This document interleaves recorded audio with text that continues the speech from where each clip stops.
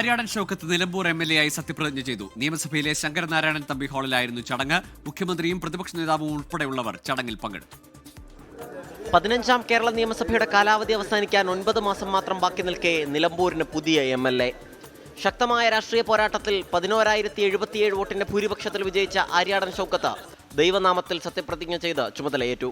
നിയമം വഴി സ്ഥാപിതമായ ഭാരതത്തിൻ്റെ ഭരണഘടനയോട് ഞാൻ നിർവ്യാജമായ വിശ്വസ്തതയും കൂറും പുലർത്തുമെന്നും ഞാൻ ഭാരതത്തിൻ്റെ പരമാധികാരവും അഖണ്ഡതയും നിലനിർത്തുമെന്നും ഞാൻ ഏറ്റെടുക്കുവാൻ പോകുന്ന കർത്തവ്യം ഞാൻ വിശ്വസ്തയോടുകൂടി നിർവഹിക്കുമെന്നും ദൈവത്തിൻ്റെ നാമത്തിൽ പ്രതിജ്ഞ ചെയ്യുന്നു.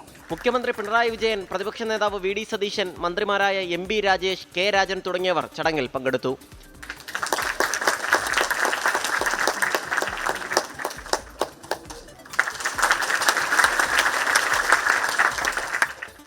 ആര്യാടൻ ഷൗക്കത്തിന്റെ കുടുംബവും നിലമ്പൂരിലെ പാർട്ടി പ്രവർത്തകരും ചടങ്ങ് നേരിൽ കാണാനെത്തി. പിതാവിനെ പോലെ നല്ല നിയമസഭാ സാമാജികനാകുമെന്ന് ആര്യാടൻ ഷൗക്കത്ത്. നിലമ്പൂരിലെ ജനങ്ങളുടെ പ്രശ്നങ്ങൾ, കേരളത്തിൻ്റെ പ്രശ്നങ്ങൾ ആകെ ഈ 8-9 മാസക്കാലമാണ് എൻ്റെ മുന്നിലുള്ളത്. അതിനിടയിൽ അസംബ്ലിയിൽ പരമാവധി അത് അവതരിപ്പിക്കാനൊക്കെയുള്ള ശ്രമം എൻ്റെ ഭാഗത്തുനിന്നുണ്ടാവും.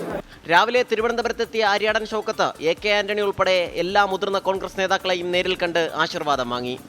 സത്യപ്രതിജ്ഞയ്ക്ക് ശേഷം തിരുവനന്തപുരം DCC സ്വീകരണം നൽകി. 24 തിരുവനന്തപുരം.